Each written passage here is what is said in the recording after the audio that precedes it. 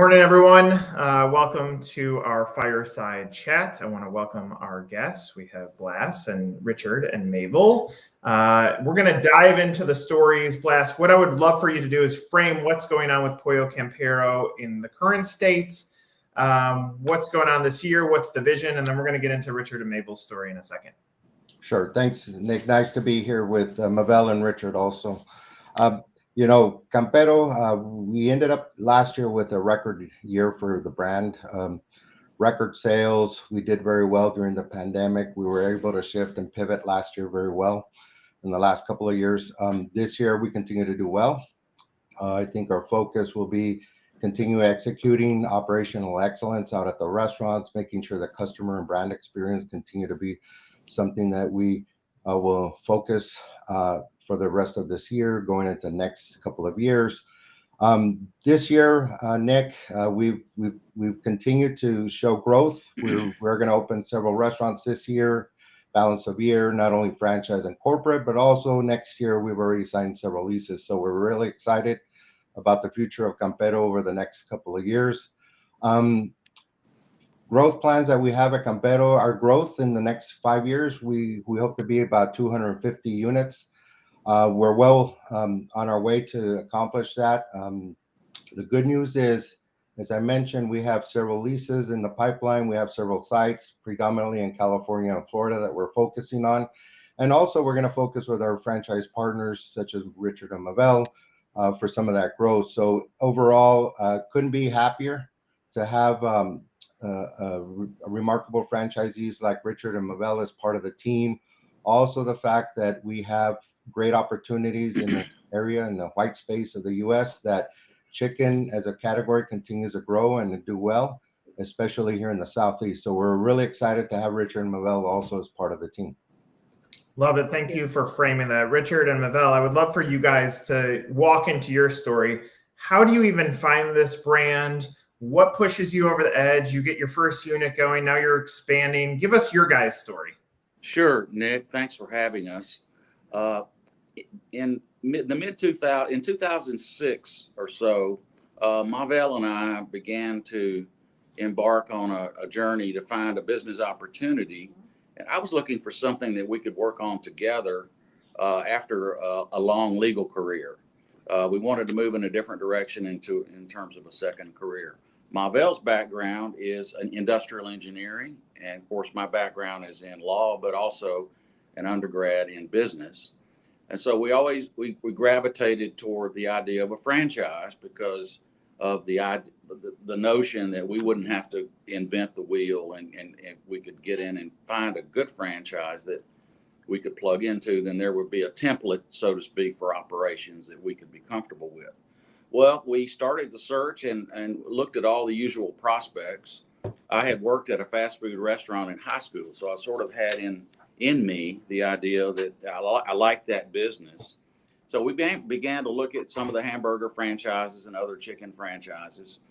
And then one week when we were down in Tegucigalpa, Honduras, where Mabel is from, we happened to be driving down one of the main roads, and we saw the big sign and the Pollito, which is our mascot, which is a chicken with a cowboy hat. So I looked at her and said, "What is that?" And she said, "Oh, that's the best chicken you've ever had in your life." And I said, "Oh, we really, come on. I mean, I'm from the South. I grew up eating fried chicken. My mom made fried chicken every Sunday. We had KFC. I mean, I thought I was a chicken guy." Well, then we tried it, and it was truly amazing. It was different, and it was fantastic. So I got excited and started just doing some basic research on the internet. I said, we need to bring this to the USA. And when we got back, I started searching and discovered that Campero indeed already was here in the USA, had a number of stores in Los Angeles and New York and Washington, D.C., Miami, and some other big cities. So we immediately gravitated to the idea we want Atlanta. So that's when we dug into the franchise materials. We met with the people and became very convinced that this was a great fit for both of us. So we signed on as a franchisee in 2007, and we're now on we've opened 3 stores. We have 2 open now. we plan to open a number of other stores. Love it. What a great starting point to the story. So there's a few things that I want to unpack from what you just said, Richard. And the first is the product. And so when I think about the buying journey of a franchisee, it tends to start there, especially in the food space, that you try the product. And here, growing up in the South, there's no way you would have said this chicken could taste as good as it does. Do you think that's ultimately an opportunity for the brand, that they're not getting credit for the flavor that they're producing?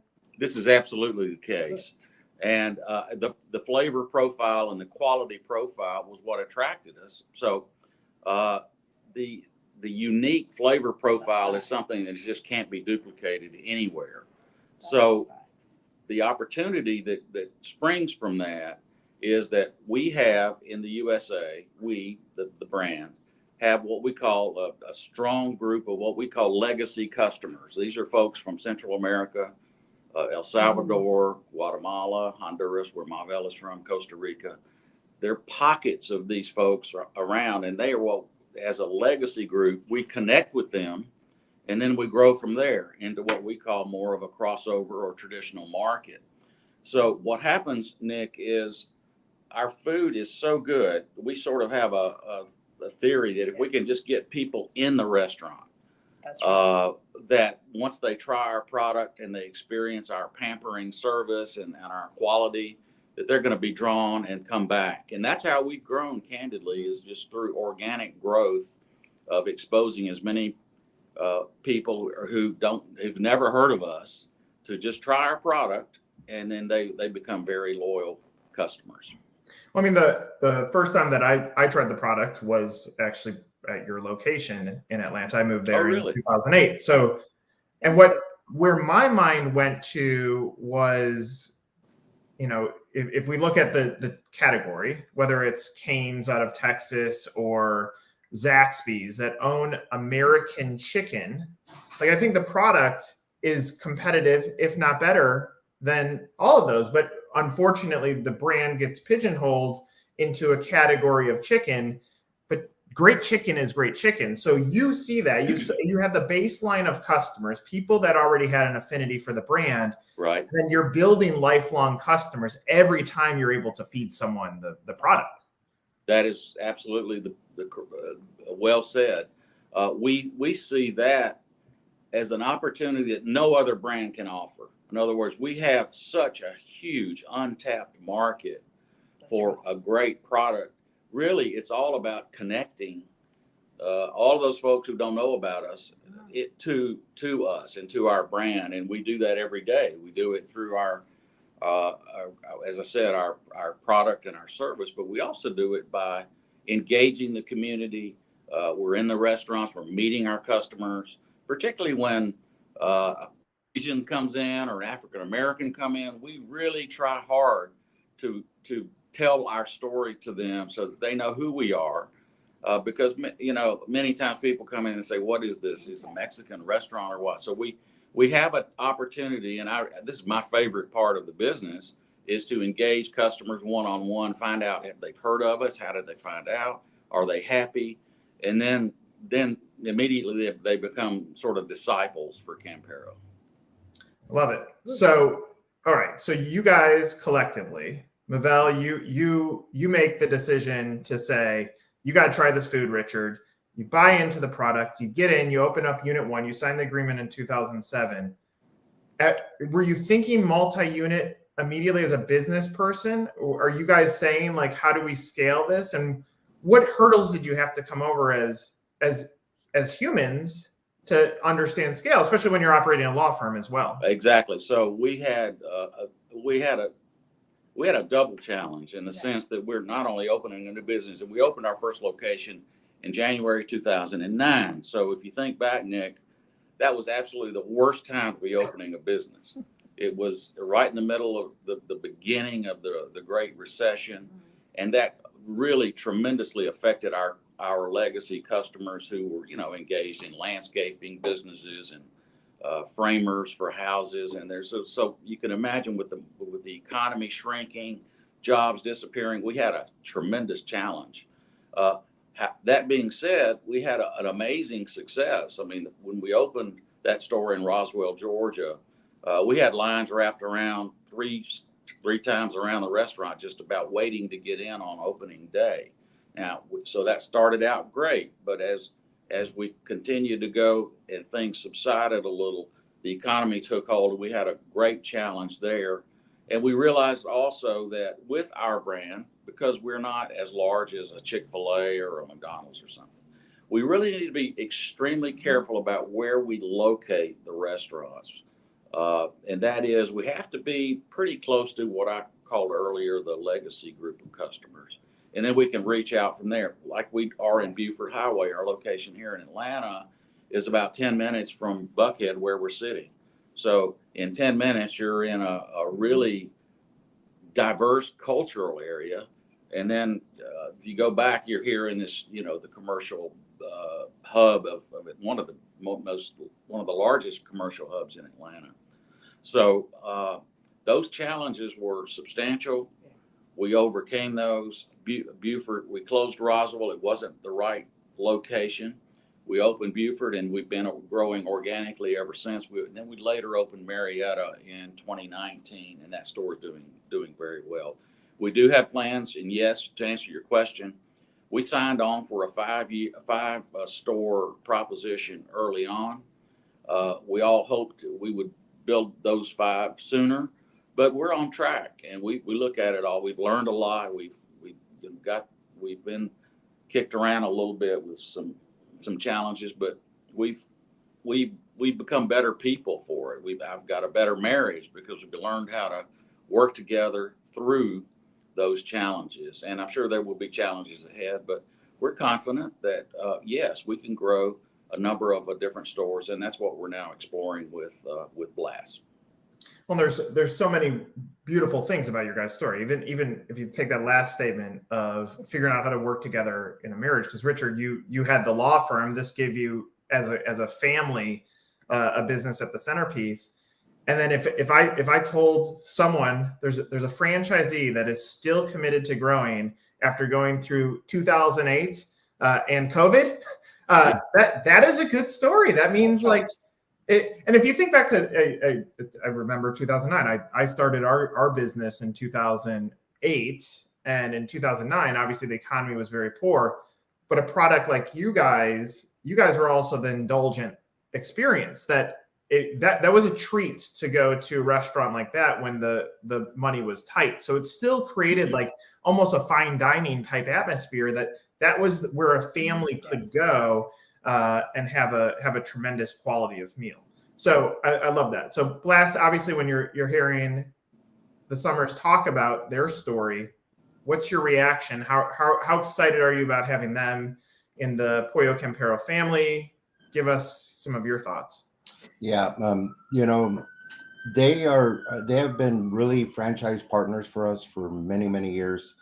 And to be honest, they have the passion that we have been looking for, and we still continue looking at potential franchisees. Richard and Mabel really exemplify the Pollo Campero brand as far as customer experience, quality of product, making sure that the experience of the customer once they come in and try it is a repeating customer in the future. So, and we were talking about this last night, and we're sharing some stories about how we went through the trials and tribulations of their brand experience along with our growth in the U.S. And it's been really positive. Remarkable franchisees. We couldn't be happier with Richard and Mabel. Just in the restaurant yesterday when we were in there, it was amazing to see people come and visit the restaurant from far away. We had people from Pensacola come up to our table and just thank us for being so close. And Pensacola is not, really close to Atlanta. So that really shows the power and really the commitment that the Summers have for the brand. And it gives me a lot of pleasure to know that not only did they go through the pandemic stronger, but they're willing to double down as well as the company is willing to double down on growth, which is something that we all want. We want the experience of that. And as I mentioned earlier, the white space is really tremendous for us, especially here in the Southeast part of the U.S., where Mabel and Richard have a very solid base. of understanding of the consumer and also the growth and the pockets of growth that lie before us. So overall, we couldn't be happier with both of them and what they've done for the brand here. And if you think about when we started back in the US with our corporate office in '07, Campero is really on the map here in Atlanta, and there's tremendous opportunities to continue that growth. Richard and Mavella, if you guys think back to the first time that you're now making a decision, you've come back from trying the product. How much time did it take you to do your homework and due diligence? Did you talk with other franchise owners? How did you guys get comfortable with the idea of being business operators in the system as well? Yeah, it was. That's a good question. It was sort of in my nature to really scale up the due diligence effort. So we spent a lot of time talking to other franchisees. We actually flew to Guatemala and met the leadership there, and got the great pleasure of seeing many different operations there and getting a flavor of the true origins of the brand, which go back to 1971. So we did that. We also looked at a lot of the numbers, and as Blas was speaking so kindly, and thank you for those kind words, we feel exactly the same way about the leadership in Campero USA and internationally. They've just been so superb to work with. I mean, these are, and if I could capsulize it into three things, it would be one, and that is passion. We have a great passion for our brand, and it's part of who we are. Yes. And second is the people, really, the three P's: passion and people. The people in the leadership role, like Blas, who we've worked with for years and years, are just wonderful people, and that we all have the same goal. We're not competing. We're in the same team. They view us as partners, and we view them as partners, and they provide such incredible leadership to us. And the last P, by the way, which is important, is profit. The profit margins in this franchise are remarkable. I've looked at and I compared all of the EBITDA figures of all the other brands, and we exceed, if operated properly in the right market, any franchisee can do very, very well profit-wise in a Campero. So all of that went into the decision. It took us, as I mentioned, from 2007 to 2009, almost 2 years to get open. We spent a year looking for a site, and then we spent an additional year converting an existing structure into Campero. So that's how that unfolded. So I'm really pleased to hear this, but it's also interesting because what we've done, we've had the pleasure of talking with many franchisees across many different business models. And when you really break it down to what pushes someone over the edge when they go from non-franchisee into franchising for the first time, there's only two categories. And it starts with culture. Like, do I feel confidence with the brand? Do the people that are going to support me as a franchisee make me feel confident? And then business. What's the business structure like? And in essence, if you break down what you just said into those two categories, they bubble up to the top again. Like, you had to evaluate it. And frankly, with your background, Richard, as an attorney, like to work with you and get through all of your questions, like you're gonna be as diligent as any human being to make sure that this business is the right thing for you and your family. So I think that's a pretty cool thing to see that. Blas, I want to go back to you.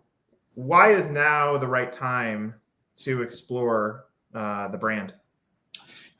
You know, Nick, as I mentioned, we're coming out of really the last 8 years of successful same-store sales growth. The pandemic, we did a lot of great things during the pandemic as far as digital.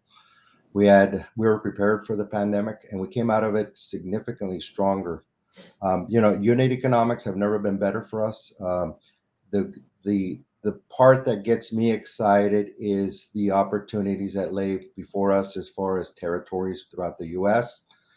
And the other part is franchisees, our remarkable franchisees, the existing ones want to grow with us. So you have a tremendous combination of existing franchise partners who want to grow and potential franchisees who have shown significant interest. The beauty about this is we're in the chicken category segment. And that's one of the fastest growing. If you look at statistics in the last couple of years, the chicken category continues to be the hottest concept out there as far as including into your portfolio. We've had a lot of great opportunities and leads in the last couple of months now that we've kind of opened it up for franchising. And when you get the response of everyone coming to you and saying, I know your brand, I've tasted your food, and you ask them about it, they all say the same thing. The chicken's phenomenal. It's unique, it's tender, crunchy, juicy, and everything that the quality that Richard and Mavel put into the product when they serve to our customer is something that is very unique, and it really exemplifies a passion that we have. So the excitement that I have really is there's a lot of white space, there's a lot of growth opportunity. We're in a great category, growing category, and we've done very well benchmarked, not only within the chicken industry but the QSR industry. So those figures tell me that there is really a lot of opportunities that lie before us. So that's kind of why we're looking at franchise partners to grow the brand in the next several years. Richard and Mavel, did you guys have any restaurant experience before becoming restaurant franchisees? No. No, actually, other than I mentioned earlier, when I was in high school, I worked in a fast food place. Like it was basically a template kind of place like McDonald's. It was called Sandy's. It was a franchise, and it started in Illinois, actually in Peoria, Illinois. Very popular in the mid '60s, and the gentleman who owned those two stores was a mentor to me. My family was broken when I was younger. I didn't have dad around, so this gentleman who owned these restaurants was a father figure, but he taught me so many things about how to work and how to really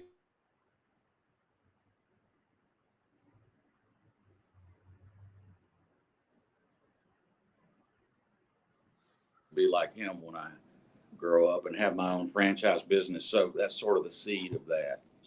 I will say I didn't have any experience about restaurant, but this brand really has a great quality. Corporates support you and it's very easy to learn. For me, it was something like a passion later, more than a passion, I can say, because they training you. They have an amazing team of training. They teach you whatever area is necessary that you will be prepared for to open this store. Honestly, it wasn't difficult. It was a beautiful experience, something that you can embrace and take it from there. Honestly, it was like I already knew about restaurant, even when I didn't know.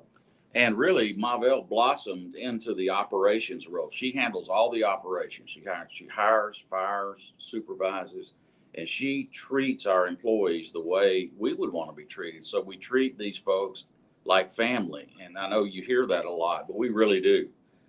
Birthdays for employees, we reward them financially when the store is succeeding. We do things that really demonstrate our commitment to them, because without them, they're the face of who we are. Without them, we're nothing. So Mavel is the genius at that. She's fantastic with people. She's organized. She's detail oriented, even more so than I am. So in that sense, Nick, we're blessed because we have a balance between us that I don't I don't. She takes care of things. I take care of the business side of the business, so to speak, with the vendors and the bills, and I supervise our bookkeeping function. So it's a nice division of labor, so to speak.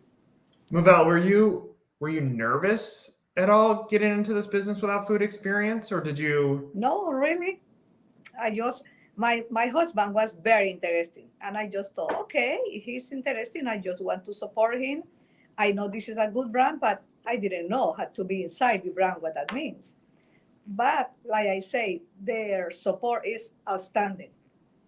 Even now, whatever need we have, corporate have in every department somebody that will support you, help you, listen what is your need, and it's nothing that you will say, okay, and I cannot make it. No. It's very every day is very interesting. They create sometimes new, like the Camperitos, new products that they are coming right now. They are coming the grilled Camperitos and many other products that they have introduced during the years, but they training you, then it's very, very easy. And very easy. if I may, that's exactly right. But if I may add to that, Nick, I'm privileged to be a part of what's called the National Advisory Council, which we call NAC, which is a group of franchisees who meet regularly with the senior leadership in the brand and play around with ideas, give input, feedback, exchange ideas.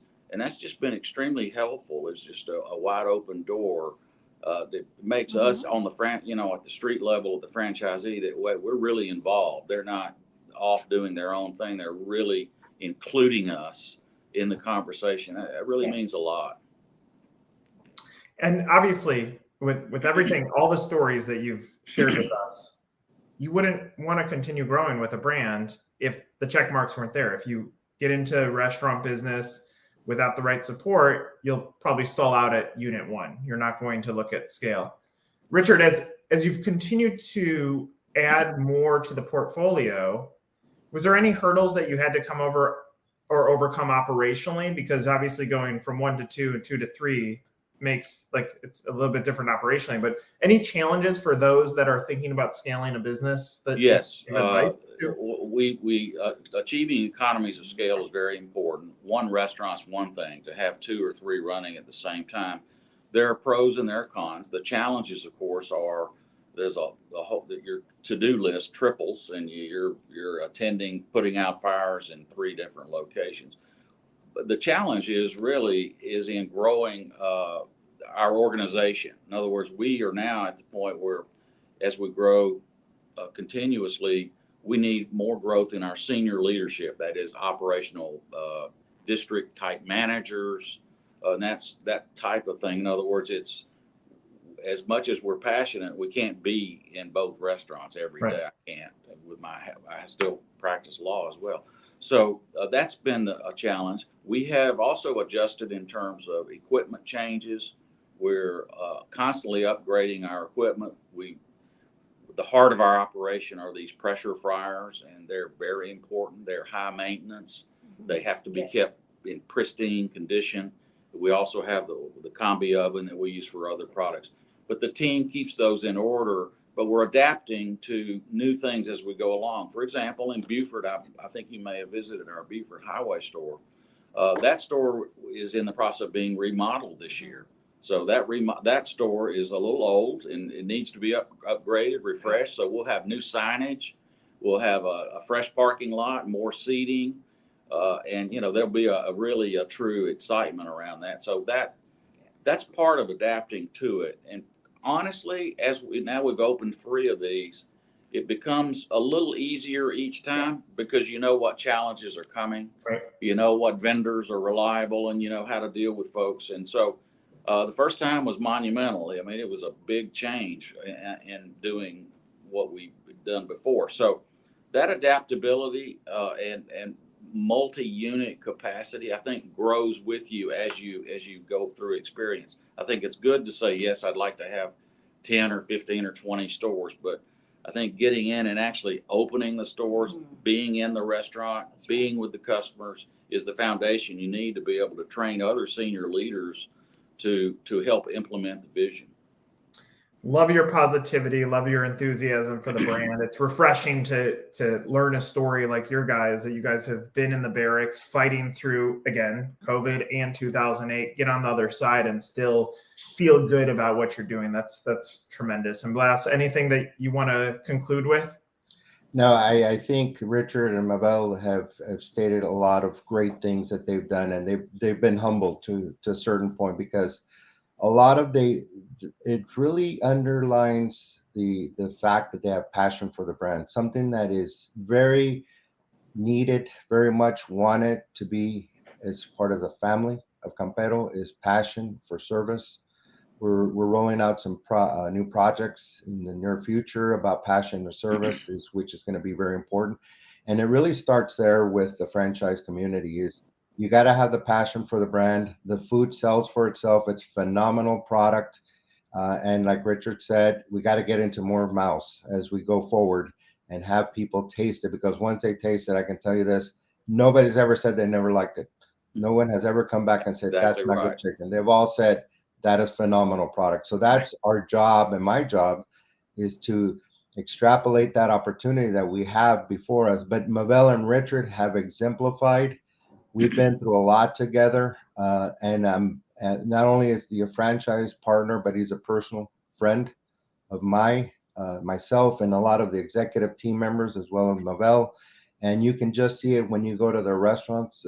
Nick, they really have the passion for the service out there with the Campero brand. And I'm excited about the remodel that's going to happen. I know it's going to be a tremendous feel and reimaging of the brand out here. And as we grow with Richard and other franchisees, it's going to get better and better. And I think in closing with Richard and Mabel, we thank them as being very positive role models for the franchise community. They're ones that have always been behind us, and we always will support them because they've shown to us the loyalty to the brand and my loyalty to the brand as well as franchise development person. I couldn't be happier to have them on board, and I'm very proud of them.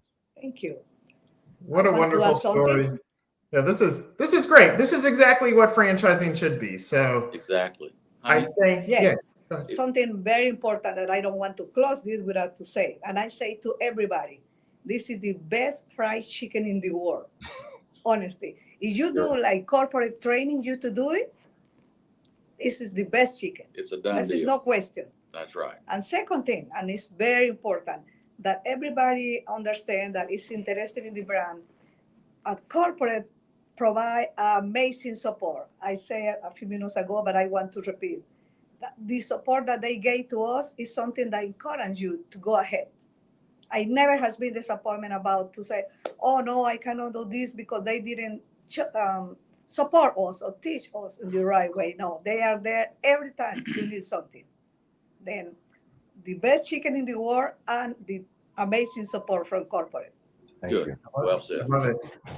Business, culture, everything. Thank you so much, Richard and Mabel, for that you're Thank sharing you. your story, boss. Thanks for being here to encourage those that are looking at the brand. I look forward to seeing where your guys' story goes. And thanks and best of luck. Thank you for the Thank you, opportunity, Nick. Nick. Thank Thank you. you, everyone. Thank Thank you, you, Richard Laz. and Mabel. Thank you. Thank you.